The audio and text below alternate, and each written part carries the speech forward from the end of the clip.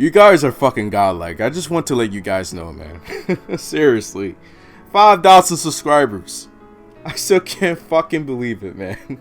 You guys are awesome. Words can't describe how grateful I am to you guys, man. But I will say that I wanted to do this Q&A video, not just for me, but for the audience to really understand where I came from. This is more than that. This is going to be a video to pretty much give you guys some background from the guy behind KozenBlaze, you know what I mean? So I asked you guys whatever questions you had for me, and I got a lot of questions actually. So this might be a long ass video, but I don't give a shit. I am so happy to answer your questions. I want to further engage with my audience. So with that said, cue the intro.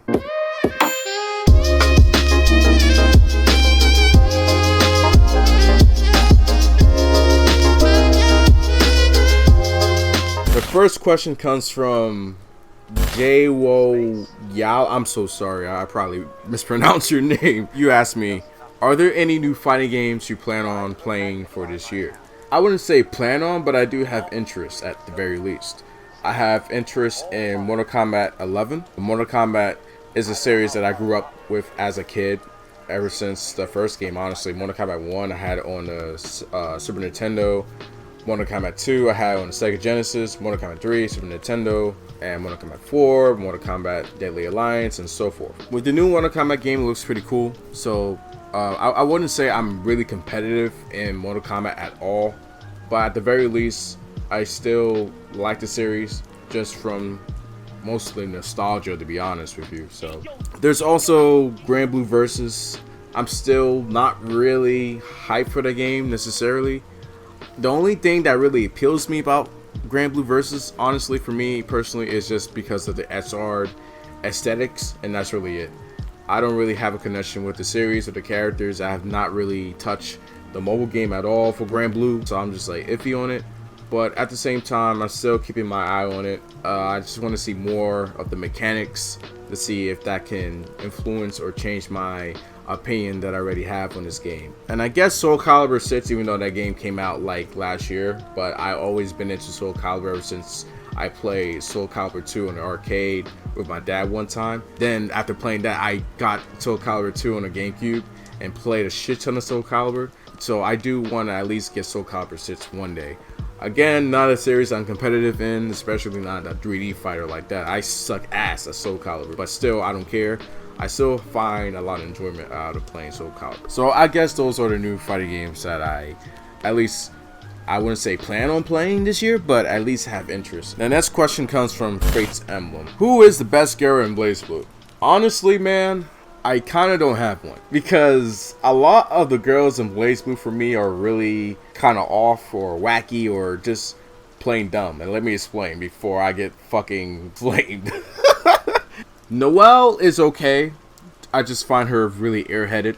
Honestly, that's just me. I just never really found a strong liking to Noelle's character.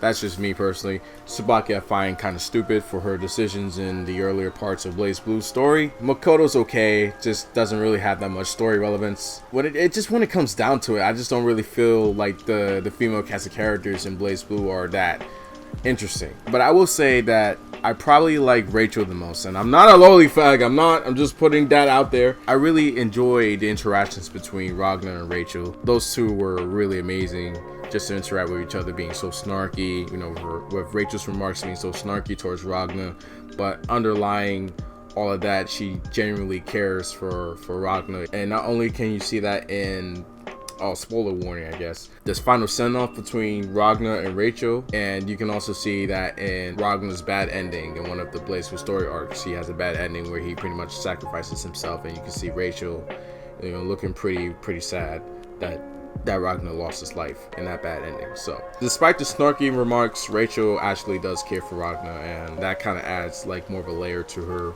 pretty interesting character. But that's really it. I don't really have that many favorite female characters to play with. That's just me personally. But I guess I like Rachel the most. The next question comes from Ali Rose.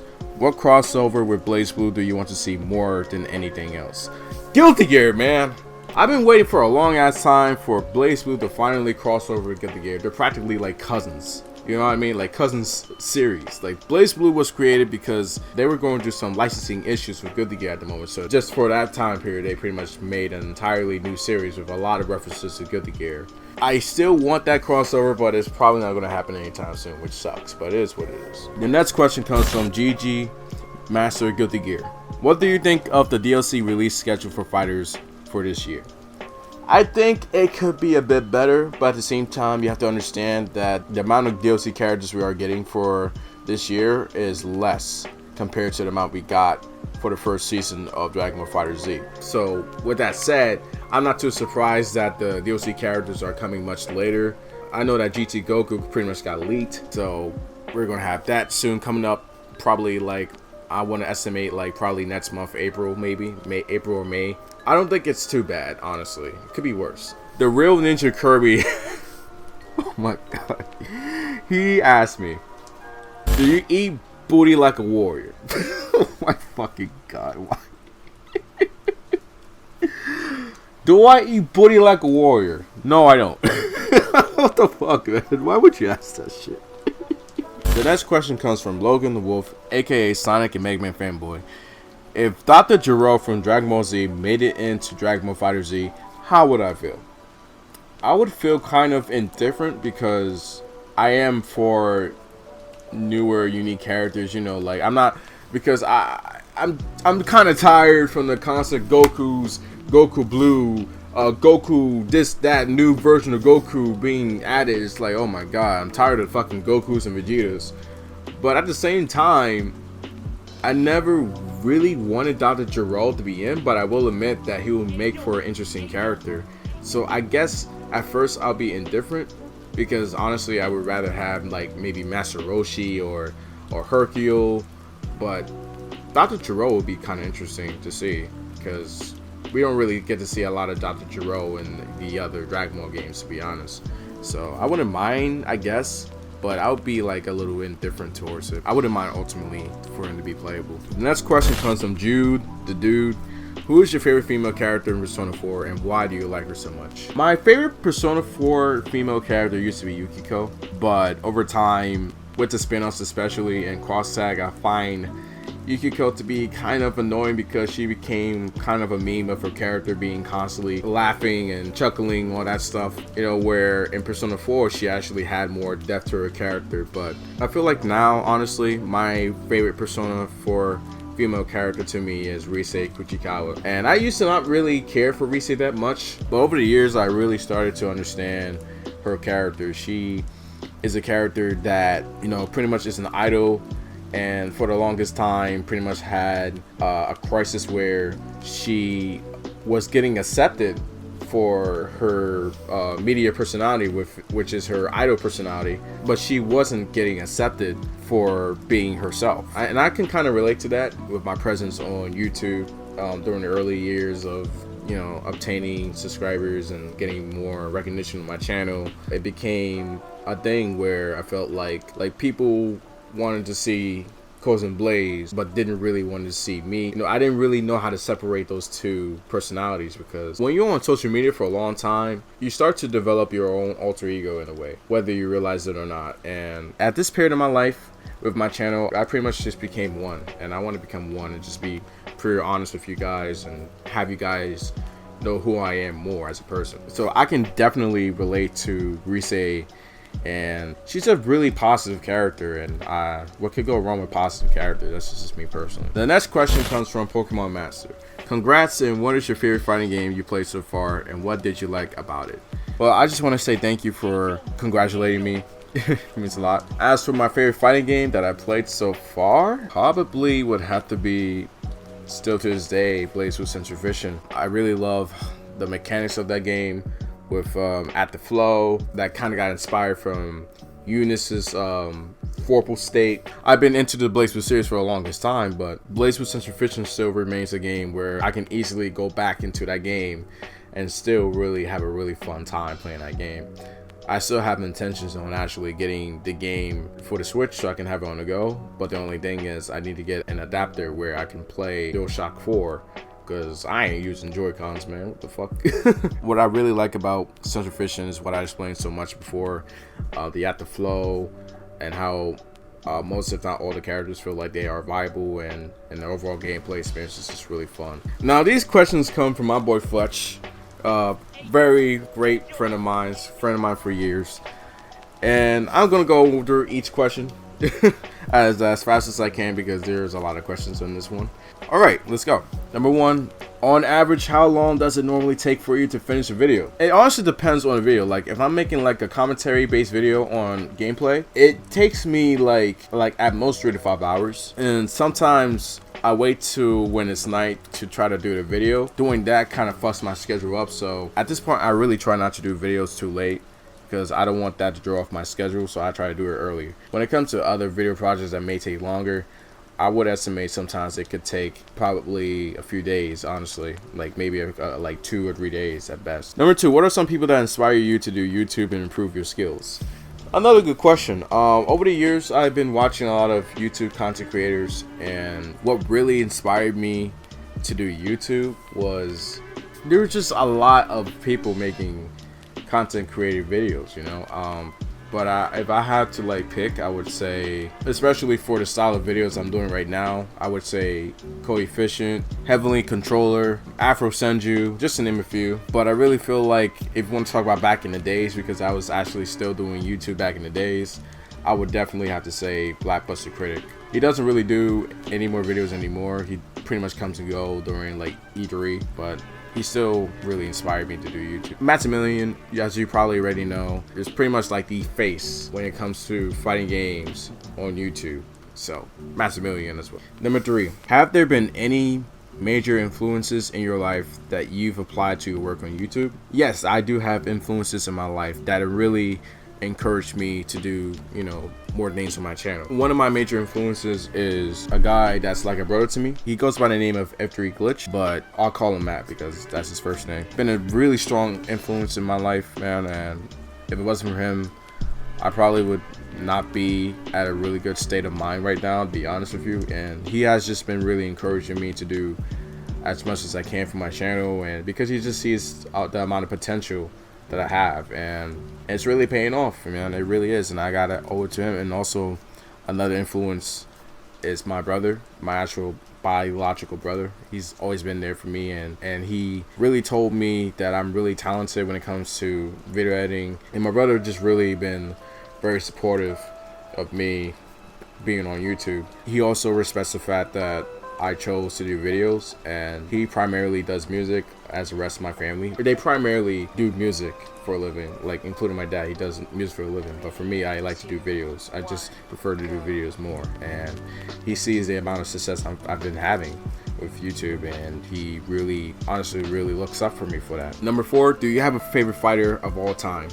I would guess Centrifusion, but there's a lot of fighting games I really genuinely love. I love Eunice now. I really love a lot of fighting games, but I would definitely have to say probably Centrifusion. Centrifusion was a game that really hit my prime, you know what I mean? Like, I can just go back and continue playing that game, and I'll still have fun. Number five, do you have a fighting gamer within the community that you highly respect? I highly respect Yikes, man. I never met the person, but I really respect the fuck out of Yikes, especially for that incident where apparently in the subway there was a man that slipped on the rails, and Yipes happened to find that man. Yipes pretty much resolved himself to help the man up so the train wouldn't, you know, pretty much come and kill him.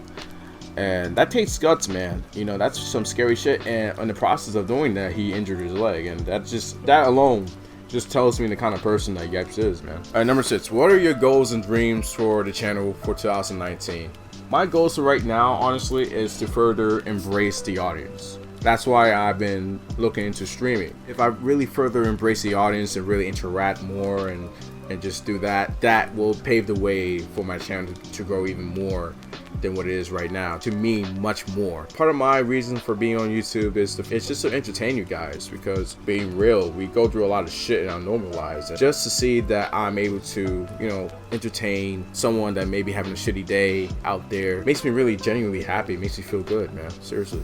I also have dreams of getting a better camera. I also dream of having a better computer so I can do streaming you know, with my own streaming hardware and whatnot, and I want to get a better capture card as well. So I'm going to try to invest in Elgato. Pretty much stuff like that. So Fletch, thank you for the questions, man. I really do appreciate it. The next question comes from Panthar Gaming.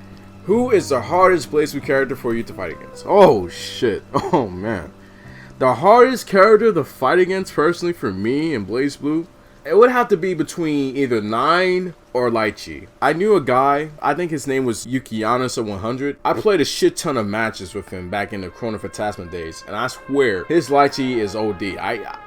He whooped my ass basically. I did not know how the hell to combat with him. Like at first I was winning matches, and then he downloaded me to the point I absolutely had no idea what to do. Her staff gave me anxiety. Like I never knew when it was going to come back and hit me from behind, and then he gets a conversion off of it. It was so fucking irritating to play against Lychee. But I respect the hell out of this Lychee, man. I'm not sure if Lychee is as good as she was in Chrono Phantasma and her conversion to Central Fiction, but I can imagine that Lychee is still pretty damn good. And not in fancy, because that is one of Hibiki's worst matchups in the game, and you already know I play Hibiki a lot. Even then, I still can beat 9, definitely, even with Hibiki. It's just a matter of patience, proper spacing, when to get in, when to get out. Honestly, I would have to say Lychee, but I feel like I really haven't really fought any Lychees in Central Fiction, so I wouldn't know how different she is. But regardless, those two characters gave me fucking hell, man. Seriously. The next question comes from Animal Crossing New Leaf TM. Have you ever broken a TV? I wouldn't say I broke a TV by intent or like accident. It just so happened that I was just playing a game, right, in the living room, and it was like an old ass CRTV, and the TV just ended up exploding out of fucking nowhere. Just ended up exploding, like boom. That was it. I guess at the time period I played a lot of, even at night, so I would leave the TV on sometimes, and I guess that is the reason why the TV would break, I guess. But I never like smashed the TV screen, if that is what you were thinking. The next question comes from King Clutch 4. Who do you prefer more, Hosma or Terrapin? Which play style do you like more? I prefer Hosma. I think you guys already know that I prefer Hosma.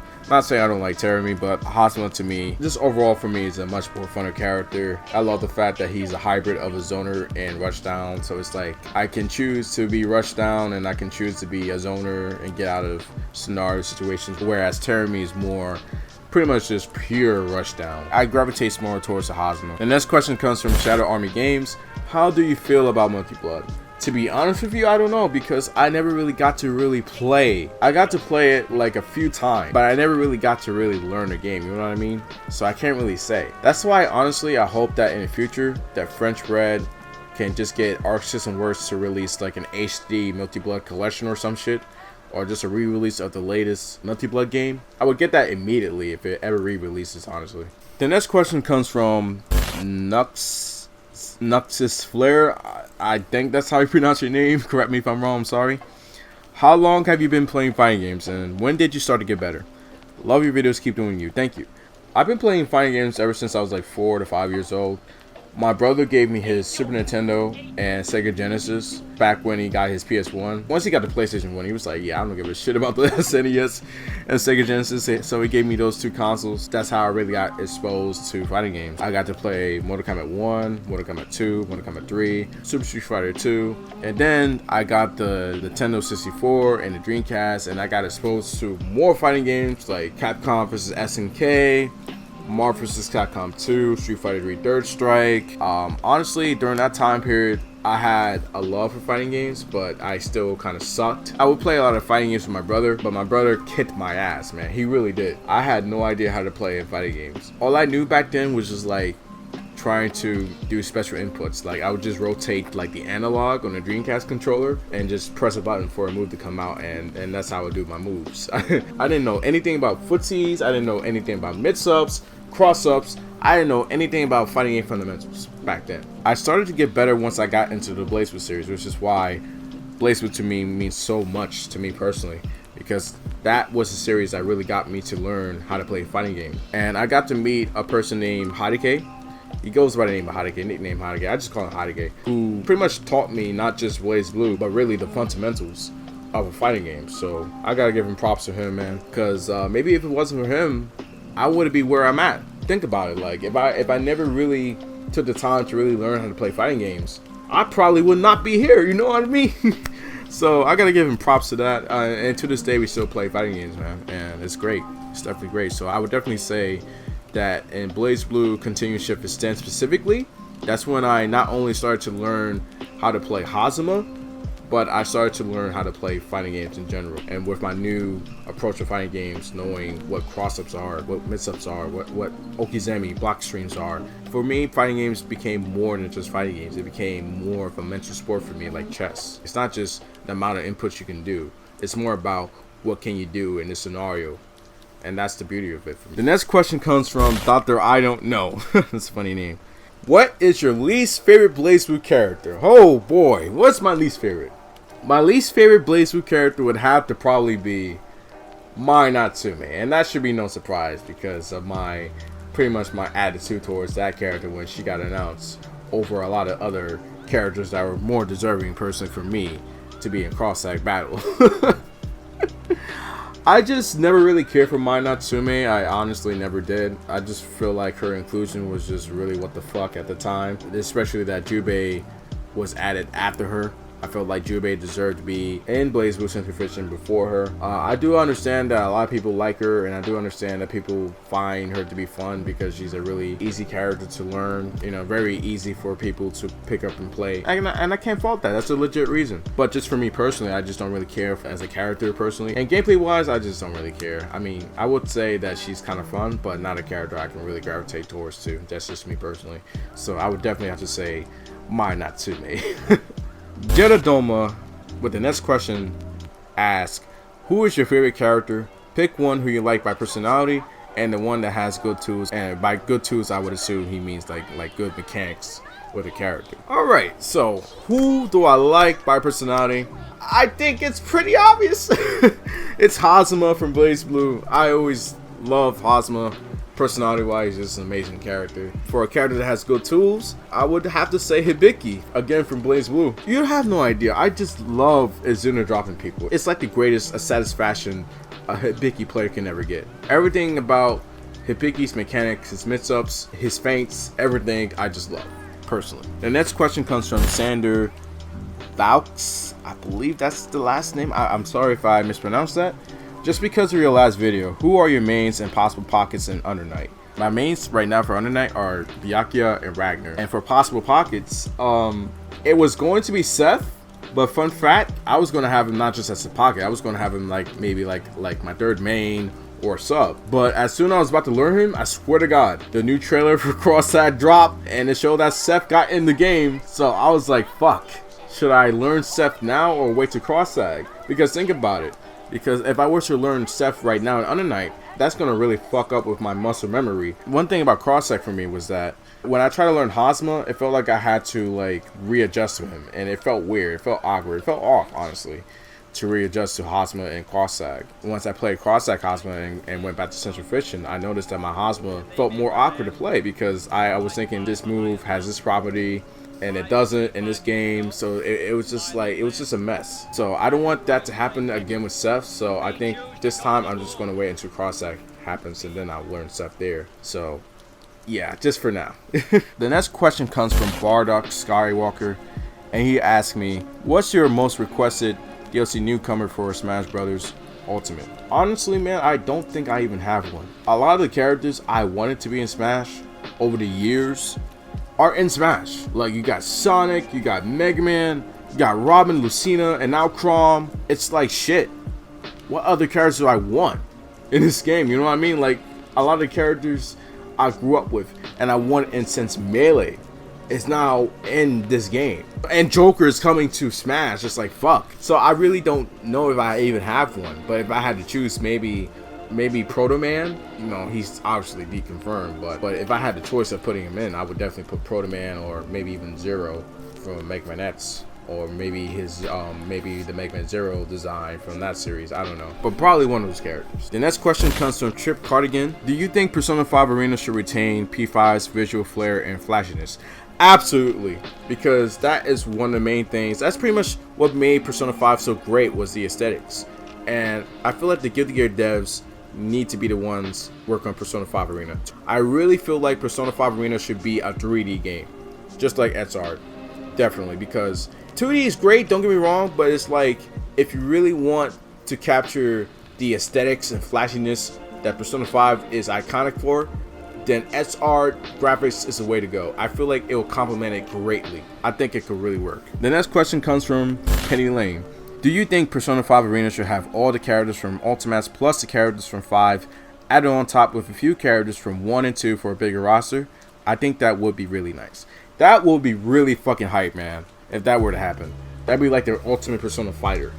My only concern with that is the balancing. Normally, I would be okay with it because it's not like I'm someone that wants like a strictly balanced game. But in the case of Persona 4 Arena Ultimax, just being blunt, that game is one of the most worst balanced fighters I've ever played in my life. Just being blunt, man. I really feel like the balancing in that game was really wacky and just really bad. But if they were to like really change up the mechanics, like have an entire overhaul to the system of Persona 4 Arena, for Persona 5 Arena, then I think that could work probably to where every character can be viable in some sense. I know in every fighting game there will just undoubtedly be a character that'll be really good, but I at least want the lower tier characters to actually have a chance of being viable at least. The next question comes from Kenny's Kuyala, I believe. I'm so sorry if I mispronounced that. With the question, which Blaze Blue character do you find the most relatable and why? This is a pretty interesting question, I would say. When it comes to a character being relatable in Blaze Blue, I honestly don't know if I even have one. I feel like I did a lot of like character quizzes for Blaze Blue, and I usually honestly would get Hosma. No bullshit. I would get Hosma. What makes me really similar to Hosma is just that it kind of reflects on my playstyle sometimes and the kind of characters I go for. Like, I gravitate towards the characters that have a lot of like tricky mix-ups and characters that are really hard to really to counter and stuff like that. So I guess sometimes I can be a little trollish, but in good nature, you know what I mean? But I also feel like I can kind of relate to Hibiki with his personality because he's more cool, calm, and collected. And honestly, outside of YouTube, when I'm in the real world, I'm pretty much cool, calm, and collected. I'm calculating. I'm really reserved, honestly. So I guess on that aspect, I can't say I really relate to any character when it comes to not just their personality, but like, how they are in the Blaze world. But just going by like similarities, I would say I relate to the characters I actually main, so I guess. The next question comes from Lucario the Aura Storm. From one black content creator to another, do you feel any sort of success being a black YouTuber with 5K subscribers in the anime fighting game community? This is a really honest and genuine question. I never thought I would get this question. At this stage of my channel right now, I'm having a lot of success. I've just been really having success, not just now, but like from all over the years. I just been having constant success with my channel, and I really feel like the anime fighting game community has a really great platform. Like, one of the things about the anime fighting game community is that there's not that many content creators for this kind of genre of videos. You got Koi Fishing and you got a few others, and including myself, but there's really not that many people. You could argue Maximilian, but Maximilian is more of, I would say, like Capcom, more of the other mainstream fighters. He even admitted that Dragon Ball FighterZ, if it didn't have the 3v3 Marvel style gameplay, he wouldn't be as interested as he is in playing Dragon Ball FighterZ. And that's what it is, it's just all about preferences. So I'm not faulting Maximilian at all for it, that's just his preferences. It's just the simple fact that the anime fighting game community doesn't really have a lot of content creators. That's one of the main advantages I have with my channel, is that I'm coming towards an audience that doesn't really have a lot of content creators for this platform. And I really feel like anyone can do it, not just black YouTubers, like any kind of YouTubers really, if they really want to put themselves out there in this platform, they really can do it. But I just wanted to thank you for that question. That was a really interesting question, the type of question I didn't really expect to get, honestly, but this is a really good question, man. The next question comes from Kakuro Hama Maru, I believe. What are my personal thoughts on Tawakaka? When it comes to a character and storyline perspective, I don't mind Tawakaka at all. I actually think she's a funny character, but I will admit that I feel like she doesn't really have a lot of presence in the overall Blaze Blue storyline. But I do love her interactions between her and Ragnar is really funny, and her and Lychee, calling her Booby Lady, is funny. But I just wish that Tawakaka had more presence. But I guess Mori just wanted her to just be the typical comedy character, so I guess it is what it is. Gameplay wise, I find her kind of annoying to deal with when fighting Tower Kakus, but I do understand how she's a really risk reward type of character, so I do actually have an amount of respect for Tower Kaku players. Really good ones know how to really get in your head and just be very obnoxious. I don't have any intention of ever playing Tower Kaku, but I do at least respect Tower Kaku, and character-wise, I find her to be at least enjoyable and funny. My boy Jin, aka Danny Antagonist, asked me, what are my top 5 Danganronpa girls? Okay, so immediately I'm going to say this, there will be spoilers. I'm going to list this timestamp right here so you can know where to avoid these spoilers if you're actually into Danganronpa and you haven't finished all the games yet. So here you go. When it comes to my top 5 Danganronpa girls, number 1 used to be Kaede, but now it's Maki. Kaede, as much as I really like her character and what she represented, she died really early on. She died in the first chapter of Danganronpa V3, so we didn't really get the chance to see more of her character interactions outside of like maybe some of the, you know, social events and like that. But we really didn't get the chance to really see more character development from her, unfortunately. She pretty much, when you think about it, she was a plot device. I still really like Kaede, and I just love what she represented. And I really do love the motif behind her as well. But I would probably put Kaede at number 3, right below Maki and Sakura Ogami. Sakura Ogami is number 2 because Sakura is not only one of my favorite female characters, but she is also one of my favorite Danganronpa 1 characters in general. Sakura Ogami is just really an honest, genuine character. The way she sacrificed herself, and I believe like around chapter 4, I believe. Just one of those type of characters you just can't hate.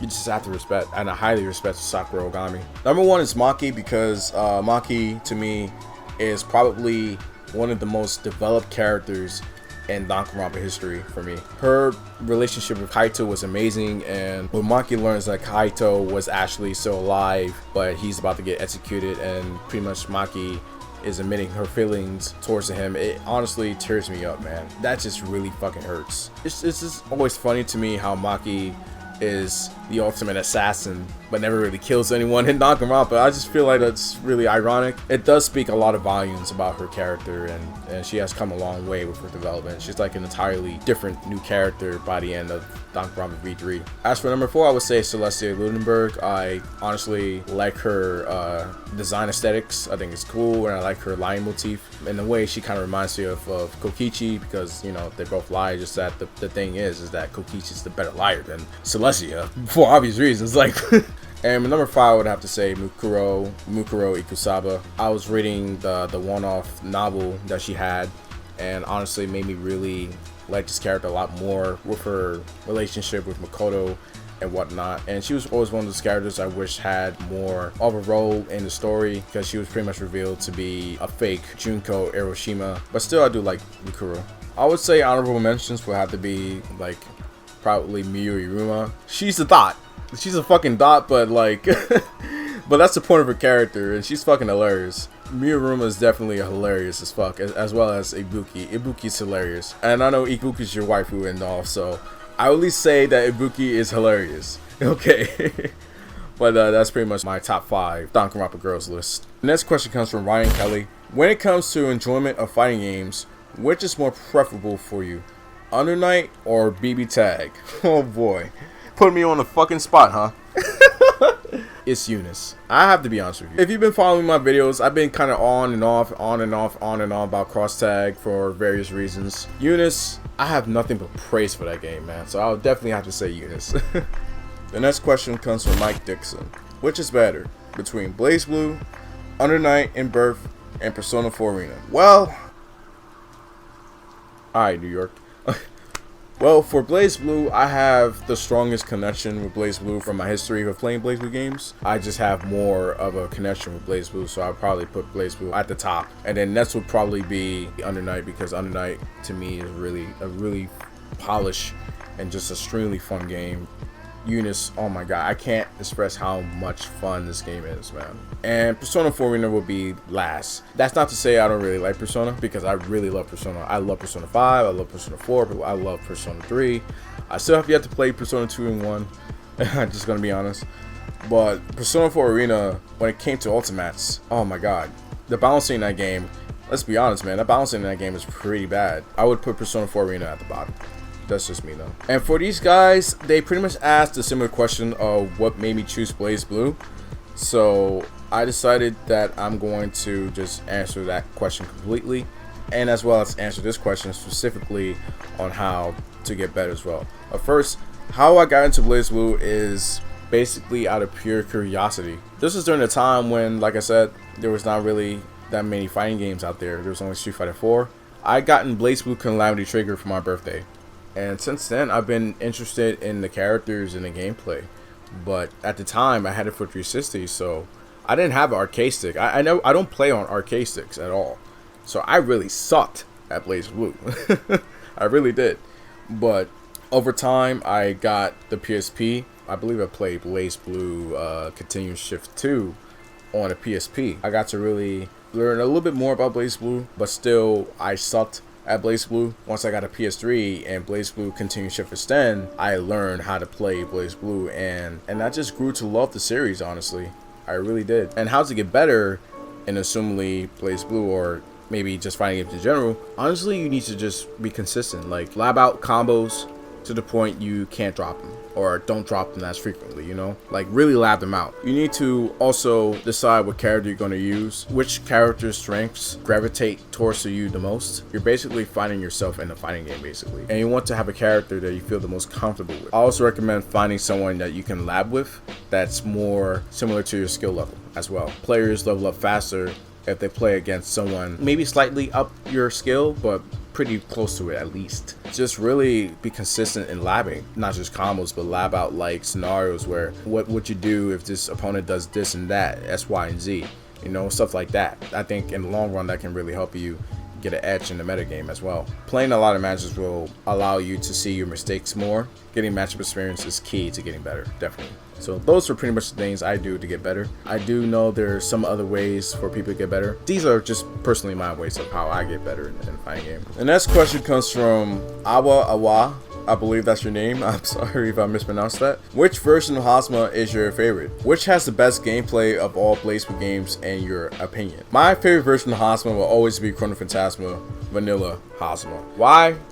JC fucking loops. That shit was hype. It's back in Central Fiction, but it's much more strict than it used to be, honestly. JC loops was pretty much the bread and butter for Hazma combos back in the day of Chrono Phantasma, and it was so satisfying to pull off. Oh my god, it was so fun. And the BlazBlue game that has the best gameplay for me is Central Fiction, just only because it's the most up-to-date BlazBlue, and I really love the active flow system. The active flow system gives you more damage to your combos. The active flow system is really good. I really love it a lot. I really feel like BlazBlue Central Fiction really hit the pinnacle when it came to its mechanics. The next question comes from Kage Esteli. Who do you want to see in Dragon Ball FighterZ Season 2 DLC? Well, I believe there's only one more slot left, and I think that slot should probably go towards to like Master Roshi or Hercule. I really feel like this game needs more diversity in its roster because there's so many fucking Gokus and Vegetas, honestly speaking.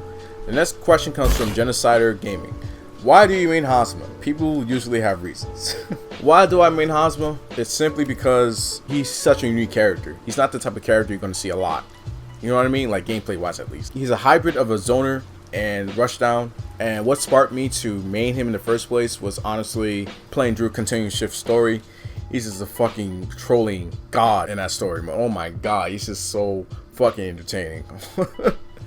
I really love Hazma in the story, man. So that was mainly the reason why I wanted to play Hazma at first, and then actually playing the character, I grew to love him even more. He just had that kind of play style where you can't really put your finger on. His gameplay really complements his motif of being a snake. You know what I mean? Like, you'd never know what he's doing. His chains enable him to have so much crazy ass mobility.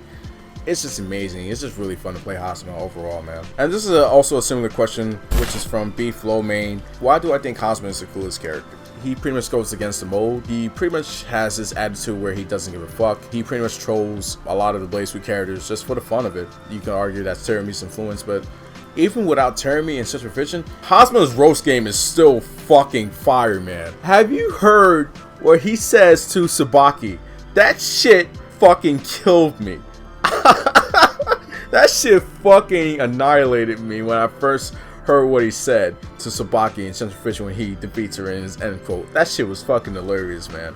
I always love the Joker type of characters, so Hazama for me, just really cool, just oozes coolness. When it comes to his design, the way he portrays himself in the story, his gameplay, everything about him for me is just really cool. The next question, oh god, the next question comes from Undead Sani. Why is Hibiki literally God?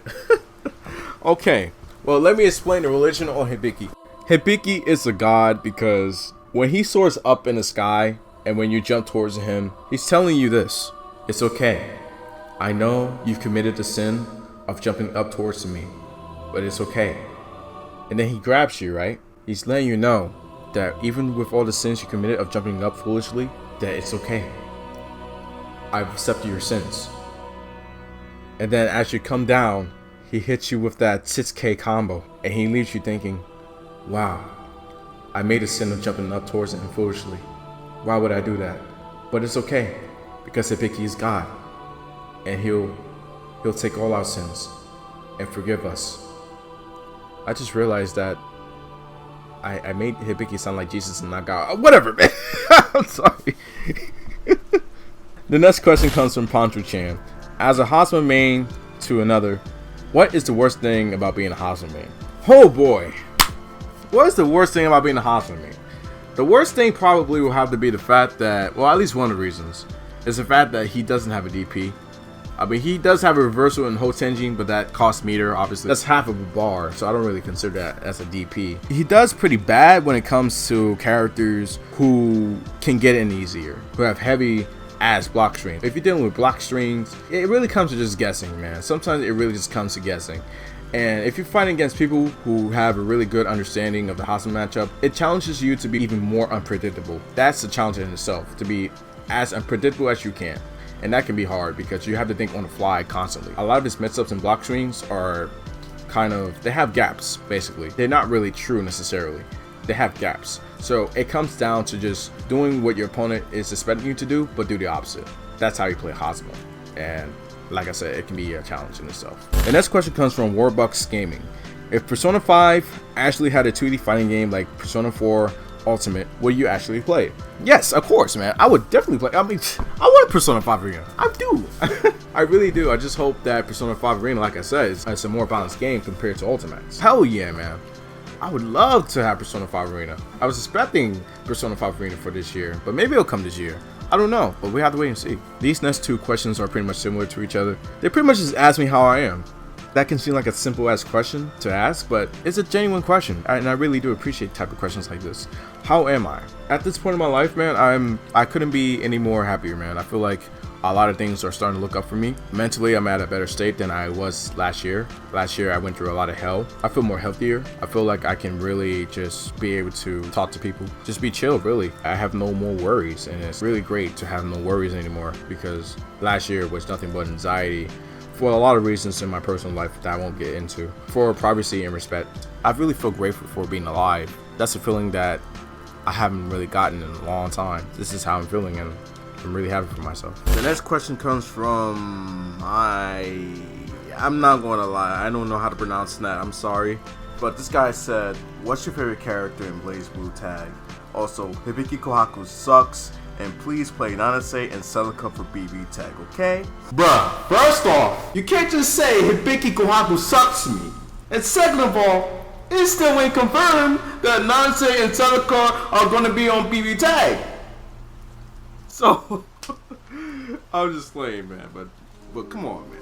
Anyways, to answer your question, I guess Hazama, because I mean he is my favorite character, like I said before, and he's in BB Tag. But I will say that Carmine in BB Tag is really fun compared to his Eunice counterpart. I find his BB Tag counterpart to be more funner than that version of him, honestly.